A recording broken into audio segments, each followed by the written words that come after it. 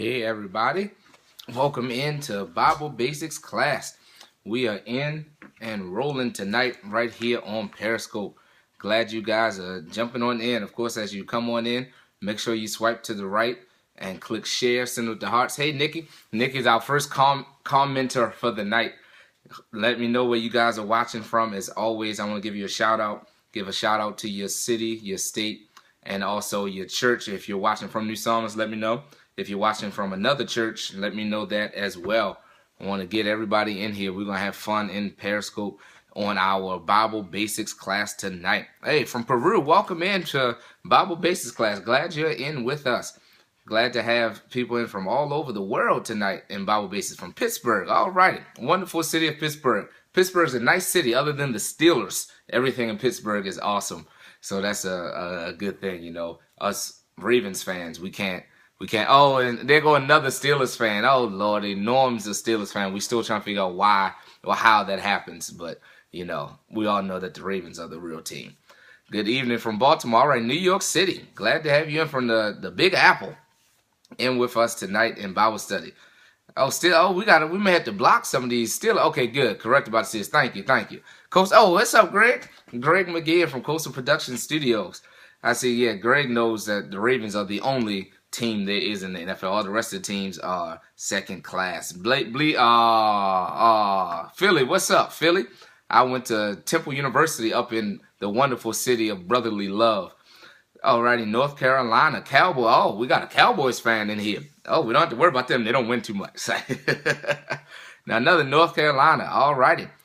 What's up, my brother, Jonathan Grant, one of my LB. This is a year since he's been engaged. I saw that on Facebook the other day, getting married this summer. I'm glad taking a plunge into married life. It's a wonderful thing. Of course, as you guys are joining in, make sure, of course, you send up the hearts. Let me know that you're being blessed by this Periscope. And the hearts are also the Periscope currency, so that everybody who goes looking for different broadcasts and clicks on this page, they'll see that their heart's going up. And they will know that there are a lot of people who are enjoying the broadcasts that come forth, because we really believe that we want to take the Word of God through all mediums to get everybody to learn more about Jesus Christ, because God has given us these tools so that we can spread the message of Him and carry out the Great Commission when God instructed us to go ye therefore to all nations, baptizing them in the name of the Father, Son, and Holy Ghost. All right, hey, Mom, my mother's on, First Lady of New Psalmist Baptist Church. Make sure y'all show her some love. Let her know that you're blessed by all that she does, all of her ministry, her sweet and gentle spirit. Amen. All right, hey, it was Queen from Randallstown. All righty, glad you were in with us tonight. Glad you stopped in. This is your first time with us in Bible Basics class. Richmond, Virginia. All righty, the wonderful city of Richmond, right down 95 from here. So I'm going to go ahead and jump on in. Of course, as you guys are trickling in, you can let me know where you're from. Just send in the comments and make sure you share this to all you. And we even take a moment right now. Just swipe to the right if you're on an iPhone or iOS device. Swipe to the right, click share, so that everybody who follows you, and you can also share it on Instagram, on Facebook and Twitter rather, let them know that you're in Bible Basics class. We want to fill the room up with people who are coming in for Bible study tonight to learn about the Word of God. So just swipe right to the right, left to right, click on share, and send this right out. We want to get this trending, let everybody know we're in class. I'm even going to share it on my Facebook page even right now as I'm talking, because I want to make sure it gets out to everybody, because I'm excited about this lesson tonight. And if you're not following me, you can just swipe to the right, click on my picture. It's you'll see MINJ Thomas, Joshua Thomas right there. Click on that and you can click follow. That way you'll get the updates as soon as we go live each and every week for Periscope. And you'll also for our Bible Basics class. And you'll also see when I'm going on at other times, so that you can jump into those sessions as well. Because, hey, Miss Pat, glad you're in with us, because we share some other things that are going on around New Psalmist as well as around Baltimore and whatever's going on. You know, Periscope gives us the ability to take a glimpse and see what's happening in different places, even all across the world. I was watching a Periscope earlier of one of my friends down in North Carolina getting ready for a live recording, and he just was Periscoping as they were setting up all the gear and everything. So that was fun just to see that. And that's one of the great things about Periscope, is it allows us to do all of those things. So I'm sharing it right here. What's up, B. Tucker? I see one of my good friends from the wonderful, well, he's from Toledo, Ohio, but he's up in Ann Arbor now doing big things, making big moves in life. I'm going to be like Brandon when I grow up. All right, so let's jump right on into it. So, of course, you guys know I'm Minister Joshua Thomas, the Director of Media, as well as the leader of the Millennial Ministry at the New Psalmist Baptist Church right here in Baltimore, Maryland, where our pastor is Bishop Walter Scott Thomas Sr. If you don't know him, follow him right here on Periscope at Bishop W.S. Thomas. He comes on every weekday morning with the morning coffee break. It will definitely bless your life. This week he's talking about help, how to accept help, how to go after help, and how to allow other people to help you in those situations in your life where you know you need help, but you may not want to accept it. But all of us have to, from time to time, receive help. So make sure you catch him tomorrow, Thursday, and Friday. I'm sure it'll bless your life. Over the past couple of months, this is, I believe, our 18th session time together in Bible Basics. We've been traveling right through the Bible. We started off in the books of the law, Genesis, Exodus, Leviticus, Numbers, and Deuteronomy. And now we are traveling our way, making our way through the books of history. We started with Joshua, Judges, Ruth, 1st and 2nd Samuel, 1st Kings, and we've gone all the way up to the end of 2nd Kings. And that's where we're going to pick up today, finishing off the books of Kings. You'll remember, of course, this is a great trivia question you can ask somebody. I'll throw this out there for you. The reason that 1st and 2nd Samuel, as well as 1st and 2nd Kings, are broken up into two separate books is simply because the scrolls weren't big enough to hold everything that was in the book. So they just broke it up into two separate books so that they could easily write everything down and store it. So there's no rocket science behind it. That's just a cool fact that you'll know. When we get into the New Testament, you'll see some things that are a little different when books are broken up for different reasons when you have a first and a second of a book. But here in the Old Testament, 1st and 2nd Samuel, 1st and 2nd Kings, they're just broken up because the scroll wasn't big enough to record everything that they needed to record, to write down on it. So last week, we talked about the destruction of Israel. Remember, there's a northern nation, which is Israel, and the southern nation, which is Judah.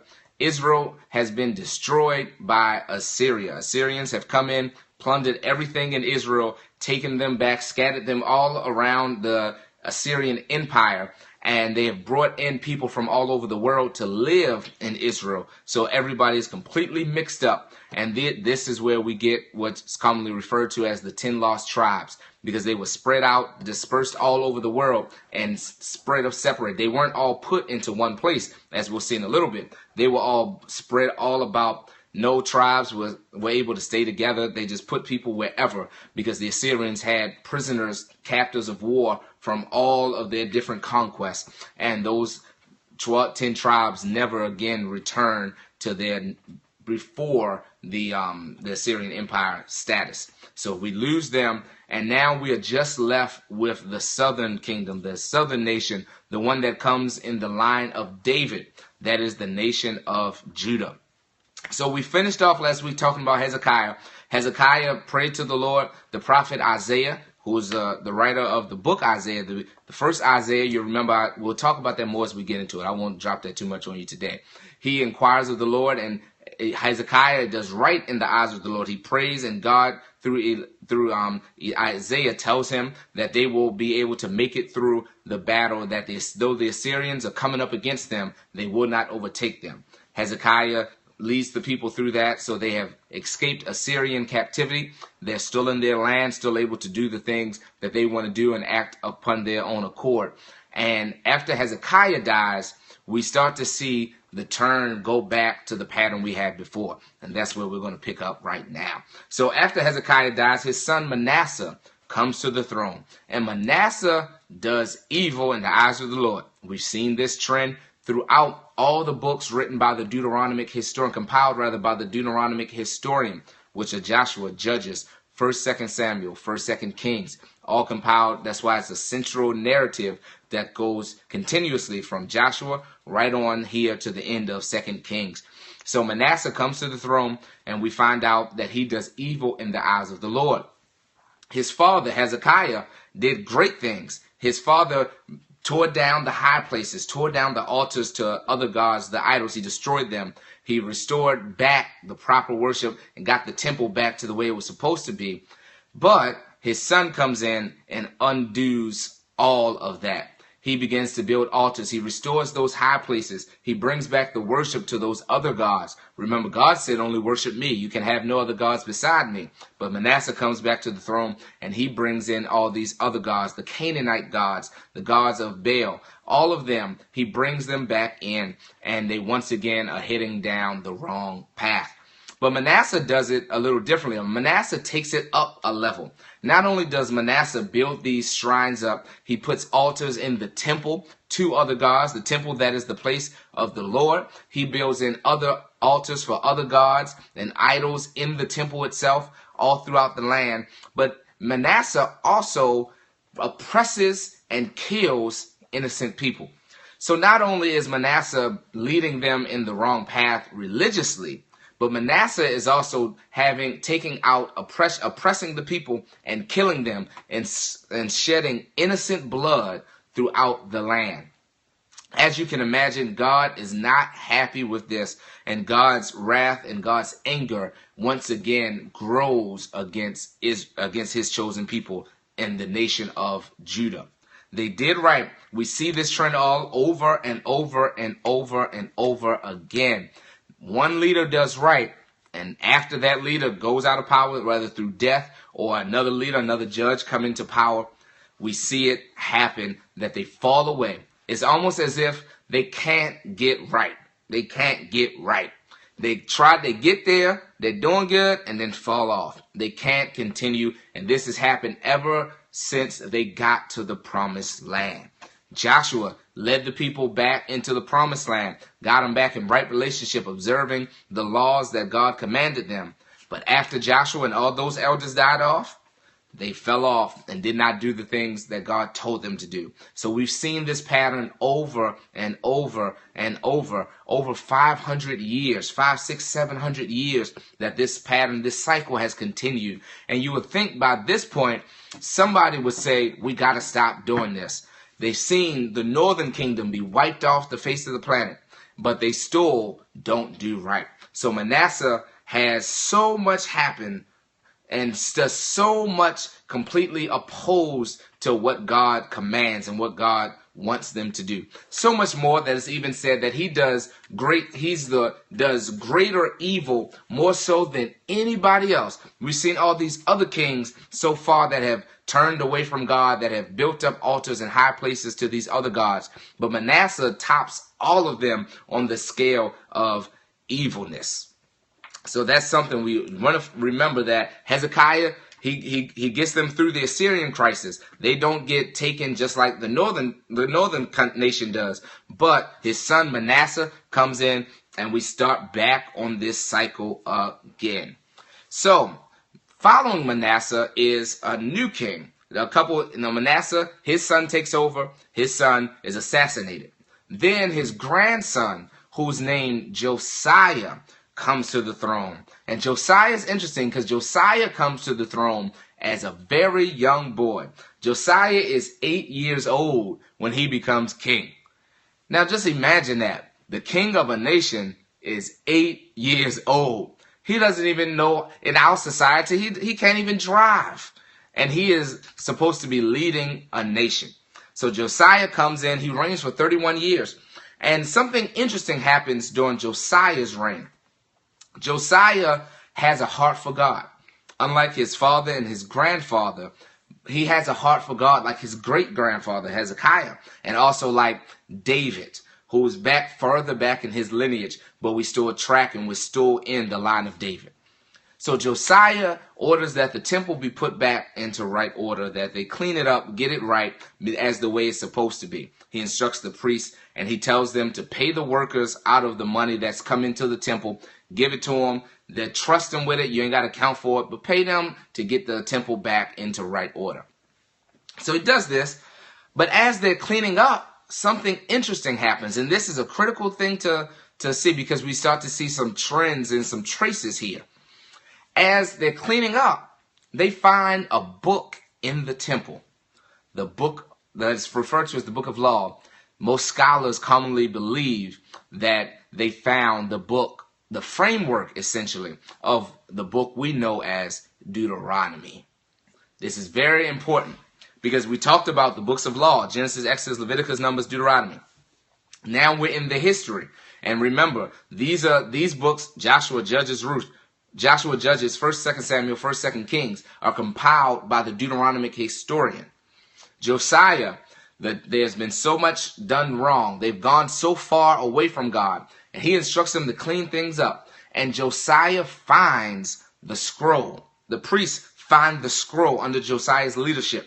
They find the scroll with all the laws that God has commanded for them. Everything that Moses wrote down that was instructed that they follow, whether it's the custom, how they eat, how they operate, how they interact with each other, how they worship, how they interact with God, how they approach God, all of those things, they find that book which had been lost in the temple. And this is an interesting thing that part of the reason we go to Bible study is so that we can study these things and really dig in a little deeper than we would just in casual reading of the text. So what this shows us is that not only had the book of law not been used, but the book of law had been so far put into the back burner that even when there were kings who arose that did good and that had love for God, they still weren't completely following the law that was given through Moses. That's a critical thing to see there. Because remember, Moses writes down everything. God tells him, Moses goes up on Sinai, and God gives him all this instruction. Everything, he tells him to write it all down. And now Moses has written all this down. So this is supposed to govern the covenant. These are the details of the covenant. To look into a legalistic term, this is the contract. This is all the fine print in the contract between the relationship, the marriage, the union of God and his chosen people. It's all in this book of law. And this book of law has been lost. So, I've been hammering this point home as we've gone through these Bible studies, is that the people continue to fall away from God. They do right, then they do wrong. But part of the reason they were doing wrong is because they did not have the book of law. We've seen it when you pass things down through generation orally, and when you pass things down through practice, not necessarily understanding where it comes from or understanding completely how it's done meticulously through reading it and reading the instructions, sometimes things are lost in translation. So for so long, the generation after generation after generation has heard about this God, but they have not seen, or really seen whether through practice or seen through the actual book, how it is that they're supposed to conduct themselves in right relationship. So now let's go even a little deeper, because that's what Bible study is about. We go even a little deeper. So now we have to look at it from another perspective.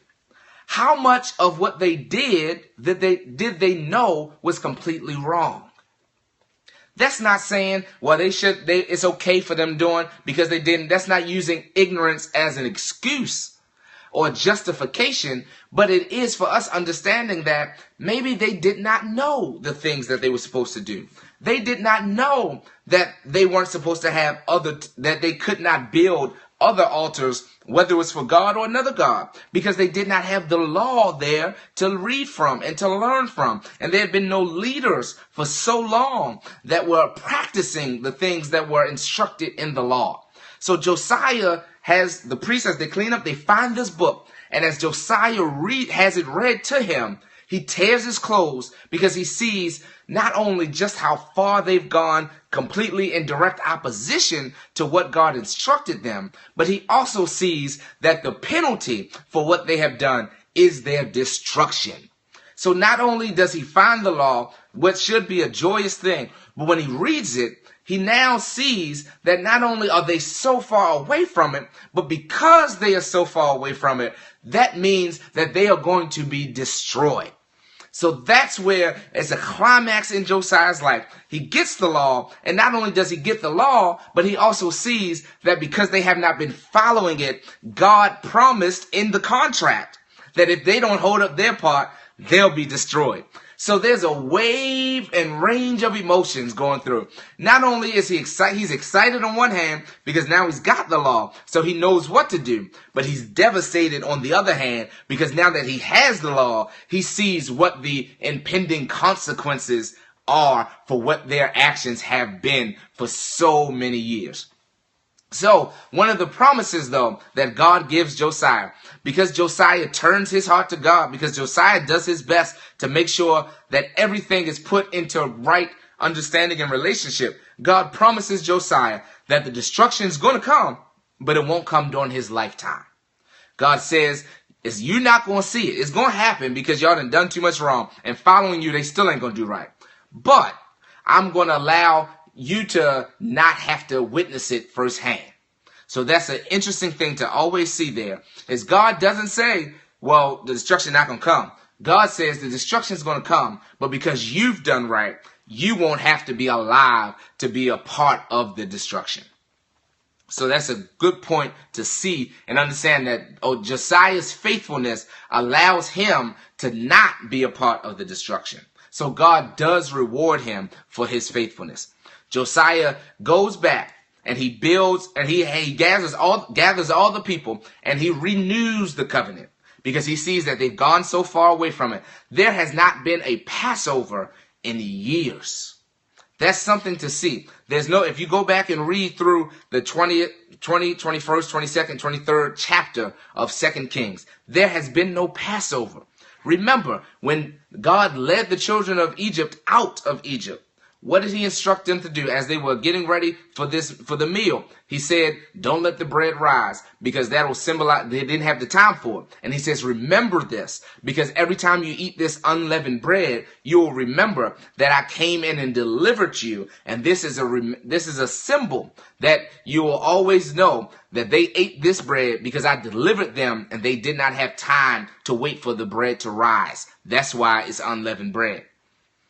Somebody sees a parallel with bread and something going over with a covenant, stay in the Bible study. We're going to get to that probably later in the year. You'll start seeing another covenant, and that some bread and something we use when we symbolize and remember that covenant too. But I can't drop too much on y'all. I don't want to get y'all too off track. On the other note, we have communion tomorrow night at New Psalmist, 6:45 p.m. New Psalmist Baptist Church. Somebody will pick that up, as I would say in the sermon. Somebody pick that up tomorrow night at 6:45. So they have Passover. Josiah brings them back together. They renew the covenant. He puts things back in right order in the temple. He destroys all the stuff that was not supposed to be there. But this is the thing I love about Josiah.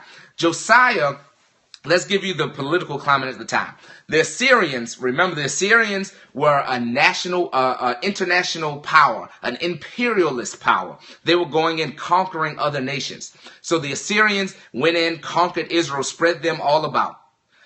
But around the time that Josiah has come to power, the Assyrians have reached the climax of their empire, and they are on the downward spiral. They are on their way down. There are other nations beginning to rise up. The Egyptians of the time begin to have power in the region. Also, a nation by the name of Babylon is starting to get power and rising up. And we're going to see a clash coming up soon.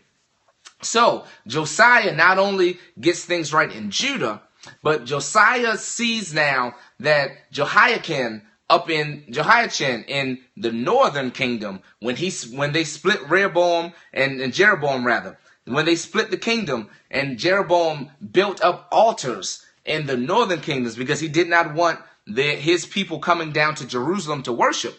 That was also in direct opposition to the law that had been given to Moses. So Josiah goes even to the northern territory. He begins to expand his empire because at the same time the Assyrian empire has lost strength. He goes up there and destroys all of the altars that were built by Jeroboam, not just the altars for Yahweh that they thought they were building so that they could worship Yahweh, but also the other high places. He destroys all of that. But not only does he destroy it, he burns it, he desecrates it. So it's understood that those altars no longer have power. He kills the priests to the other gods. He destroys all of that stuff, burns it, takes it out. He destroys the stuff in Jerusalem that was in the temple, takes it down to the Kidron Valley, completely destroys it, down to ashes and rubble, spreads them about so that everybody sees it clearly that he is renewing the covenant. But Josiah dies. It's kind of anticlimactic. Josiah now is going into a battle with the Egyptians, and he's going to meet the Egyptian king. They're getting ready to to wage war. It's going to be a fight. Egyptian king kills him. So Josiah is dead. It's very anticlimactic. He does all this great stuff, and then he's going into battle, and the king comes up and kills him. So Josiah is now dead, and the next king who rises, you can guess it. He does not have God in his heart, and he turns away from God. We see it over and over and over. Jehoahaz comes up next after Josiah's death. He does evil in the eyes of the Lord, and he only lasts 3 months. 3 months into his reign, the Egyptians come in, and now the sequence for destruction has begun. The Egyptians come in, they take Jehoahaz out. He's the king, but they take him out, and he dies in Egypt. They place a new king in power. And now there no longer is the king acting total in his own power, but there's a foreign power that now has influence. And this essentially becomes a city-state for another empire. So the Egyptians tax them heavily. They have to give up the treasures that are in the temple, in the palace, in order to pay these taxes, because the Egyptians now require them to do this because they are under Egyptian. They are now subjects to Egyptian political and imperial powers. So this is the destruction. God has given them this land. They had the promised land. They had their own autonomy. They were their own nation, able to do whatever they needed and saw fit in the eyes of the Lord. But because they've done wrong, now destruction is on the way. So we see these kings next we come in with Jehoiakim. He comes to power, and he's a puppet, essentially. He goes along with, now we've got the Babylonian Empire, has come in. They've defeated the Egyptians. And now the Babylonian Empire is at the height of its power, height of its authority. Jehoiakim is the king. And for 3 years, he goes along with the Babylonians. He says, okay, I'll govern according to what you say. We'll pay the tariffs. We'll do you taxes. We'll do it. Whatever you are requesting of us, we will do. Then 3 years into it, he decides he wants to get big and bad and say, well, no, we're a sovereign nation. This does not happen out of any religious piety. This happens out of a political and a nationalistic perspective that says we are Judah. We have the authority to be our own nation. We have power. We have might. So don't think that he has some newfound religion and he's saying I'm fighting the enemy. No, that's not what this is. This is more of a nationalistic identity, saying I'm standing up, I'm rising up, similar to what we saw in our own country with the United States when they decided to rise up against Great Britain and against England and say we are no longer going to be subject to what your power, and we're no longer going to go along with whatever you say and follow your king, but we are our own. We're going to form our own nation. Only difference is they win their Revolutionary War. So Jehoiakim, he rebels, and they lay siege. And they say, all right, this is what you're going to do. They lay siege now on Jerusalem. And the first exile begins. They come in, the Babylonians come in, take away Jehoiakim, take away a lot of the leaders, the top percentage of people in the land, and they take them back to Babylon. They are now in exile. The prophet, we'll see it later, Ezekiel was one of those first ones who went into exile with those nobles, with some of the priests, those who go off. Ezekiel, we'll hear his writings and we'll talk about him later as we get into the prophets. But just wanted you to see that he's one of those who have been taken off. Prophet Jeremiah is one who stays. So we have a prophet who's in the first exile, and we also have a prophet who's still in Judah as all of this is going on. So we got another king that comes to power, Jehoiachin. He is now installed as the leader, and he's supposed to go along with what the Babylonians tell him, and he's basically their puppet as well. But for some reason, he gets the same boldness. He decides he wants to go out and stand up and become the man who liberates his people. Remember, this isn't a religious thing. This is a nationalist identity, saying I'm going to fight for my nation. I'm going to fight for my people and my culture. That's what he's doing. But for 2 years, the Syrians come in. They fight them off for 2 years. They build up fortresses. They're in their gates. They're saying we're not going nowhere. We're going to fight this off. For 2 years this happens. But as you can imagine, being locked in any place for 2 years, at some point, you're going to run out of resources. So they ran out of food. So when the saints get hungry, you know it's only downhill from there. They run out of food, famine so severe, and then the Assyrians come in. The Babylonians come in. But this time, they don't just come in and take a couple people away. This time, they say it's war. They tear down, they burn down the temple. They knock down the walls. They destroy Jerusalem. They have completely now, the temple that was built up by Solomon, this great place of worship, has been destroyed. The palace that was built, great palace for the king, Solomon had so much labor working on it, is now destroyed. And all of the people are taken out. The nobles, the artisans, the tradesmen, the craftsmen, the priests are all taken back to Babylon. And the only ones who are left in Judah, in Jerusalem, are the low of society, the lowest class of society. They've taken everybody back, and these are the lowest class of society left. And now, Jerusalem has been destroyed. Destruction of Jerusalem. This, for those of you who like dates, and I've been dropping this date, this happens in 587 BC. 587 BC. Also, another fun fact to have, and some of you who have been in church for a while or Bible scholars, you'll know this name. The king of Babylon at the time was a guy by the name of Nebuchadnezzar. Nebuchadnezzar, yes, the same king that we'll read about as we go into the prophets in the book of Daniel. The king Nebuchadnezzar is the one who gave the final instruction and final orders to go in and completely destroy Jerusalem and bring back the nobles, the top of society, basically everybody except for the low class, the low, nobody who any political experience, nobody who's fighting in the army. They bring them back to Babylon, and now we are in exile. That's where we end off in the book of 2 Kings. There's some hope given to us at the end of 2 Kings. We read that Jehoiachin, after he's been in captivity for about 36 years or so, he gets favor in the eyes of the king, and he sits at the king's table. He gets everything he needs. So the line of David is intact, but they are in exile. I want to give you a couple of other notes, and then we're going to finish off with our session today as we conclude through the book of 2 Kings. There are a couple prophets who are writing at this time. I talked to you last week about the prophets that were writing in the northern kingdoms, but these are the prophets who are writing the northern kingdom, Israel.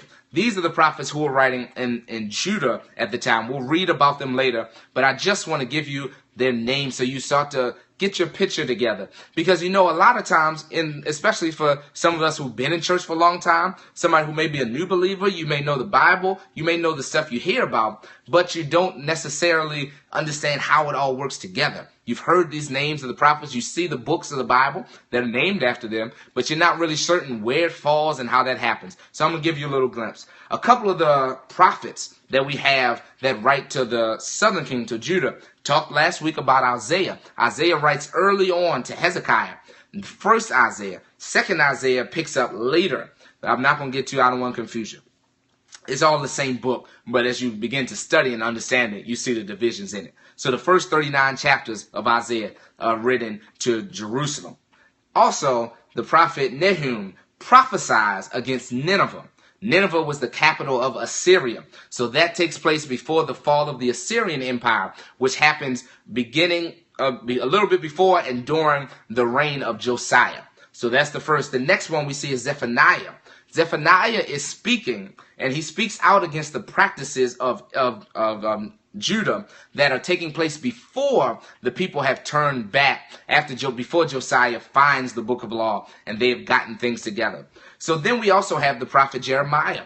Jeremiah is known as the weeping prophet. He is one of the only prophets who we see his personality come out. Jeremiah was likely cast out he was not able to participate as a priest in temple worship and participate and actively be involved in it. We'll talk about that later, some of what the scholars believe, the lineage he comes back that even traces back to the days of David and Solomon. So Jeremiah is the weeping prophet. Jeremiah tries to instruct the people and tells them that destruction is coming because of the actions. So we'll see that. We'll talk about that more as well. Then we have the prophet Habakkuk.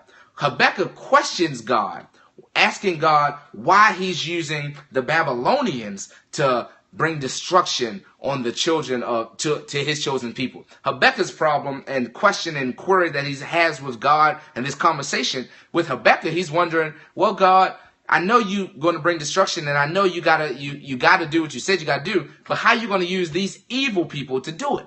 So that's Habakkuk's story, because this is before and during the beginning of the exile. Then we have, as I mentioned, the prophet Ezekiel. Ezekiel, who goes with those who are first taken into exile, which happens 11 years before, around the turn of the century, from the 600s to the 500s, around 598 BC. As Ezekiel is taken in that first wave, and he's also, like Jeremiah, they're contemporaries. And just like Jeremiah, he's trying to warn the people, he's telling the people that destruction is going to come. He also, even when they rise up, as I talked about the nationalist powers, when they're trying to rise up and say, we're going to fight for our land, he tells them, you can do it, but it ain't going to work. And he also uses very passionate illustrations, tying himself down, showing how long the exile is going to be. But he also gives us a glimmer of hope, saying that if they turn away from their evil practices, even in exile, that God can still bless them. I'm going to drop this here. We'll unpack that as we get more into the prophets. But we see it some in Ezekiel, some in Jeremiah, where we start to see a difference in their teaching that moves away from the tribal religion, the tribal practice, and the centered on necessarily going to a centralized place, going to Jerusalem to worship God. For practical reasons, Jerusalem has been destroyed.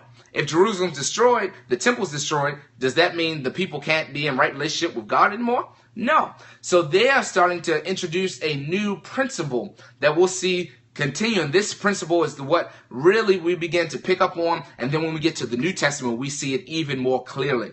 The ability to have personal connection through understanding and through faith, believing and doing and following commands. So they dropped that. I just wanted to drop that on you. I don't want to go too deep into that because it can get a little confusing right now, but we'll pick that up as we go later. So that is the completion of the Deuteronomic historians' books of history. Joshua, Judges, 1st, 2nd Samuel, 1st, 2nd Kings. We see a continuous narrative that leads us from entrance into the promised land to exile. We end, by the end of this compilation of the Deuteronomic historian, we are in exile. And remember, the Deuteronomic historian puts this together, frames these works with an intended audience of those in exile. So you see, we are left off. We got a glimmer of hope that we see Jehoiachin has been released from prison, but he's still in exile. So the line of David, which remember the Deuteronomic historian continues to draw us back to that God has established this covenant with David. He established the covenant with David that through his lineage that he will save his people, that David's lineage, there will always be one of his heirs on the throne. So we get to the end of the book of 2nd Kings and we see that one of his heirs is still alive. So there still is hope. So I hope you enjoyed this lesson. I hope you've enjoyed all these lessons. Next week, we're going to pick up looking at the chroniclers' history as we get into 1st and 2nd Chronicles, Ezra and Nehemiah, and see how those give us a different picture of what's going on and what happened not only in the exile, leading to the exile, but how do we get back from exile? Because the chroniclers' history is written for those who have returned from exile. So I hope you're blessed. If you're blessed, just tap the screen, send them to hearts. I want to make sure that these Bible studies have really been touching lives, have really been helping people understand the Bible more. Send in a comment with the emoji with the hand up, praying hands, clapping hands, thumbs up, smiley face. I want to see some emojis fly up on the screen. Let's see. I want to make sure that you guys are being blessed. I'm really, as I've been saying as we've gone through these sessions, I've really enjoyed not only going back and studying it over and over, things I've learned in seminary, things I've learned through my studies and growth, and both spiritual growth and also professional development, as I do have a master's degree in divinity. But I enjoy just seeing new things come up because, as I mentioned, every time you read the Bible, something new will come up. Hey, my mother using some emojis. That's what I'm talking about. Every time you read the Bible, God will drop something new on you. Something as simple as, for me, I'll give a little testimony as I was reading through it, and Josiah, as he's instructing them to give the money that's been used that's been given to the temple through alms, through whatever it might have been, to use that to build the temple back up. Something simple. It's a practice we even do today. The monies that's given to the church, we use those to build the church up, to do greater ministry, to make things go further. We don't just take you see, a lot of times people ask questions about, why do you give to church? Why do you do this? Well, you give so that they can use those funds, use those dollars to improve ministry and to do so much more. So that's why we constantly thank you for your generous gifts that you give to the church. You can even give, if you've been blessed by this Periscope, you can even give right at newpsalmist.org or text to 28950 and in the message type MPBC space and the amount. But God gives us the opportunity to do more ministry, do more for the kingdom, to build up his house, to expand. You heard Bishop talk about it Sunday. We're even looking now at how we can continue to do improvements to the house that God has given us, because we want to continue to reach out and empower disciples, but reach more people. In order to reach more people, we have to continue to do upgrades, to do improvements, because our God is top notch. So because our God is top notch, everything we do for him should be top notch. So once again, I'm enjoying these sessions. This one will be right up on YouTube later tonight. You can watch it on Periscope for the next 24 hours, and then it'll be on YouTube following that. So you can go back and watch all of them. I've got a playlist for the books of history. I've got a playlist for all of our sessions. You can go right back and watch them all, study along with us, read with us. But we will be back next week, same time, same station on Periscope at 8 o'clock, 8 p.m. next Wednesday. I'm looking forward to seeing you guys here. So until next week, stay blessed. Hope to see you tomorrow night in worship, communion worship at New Psalmist Baptist Church. See you soon.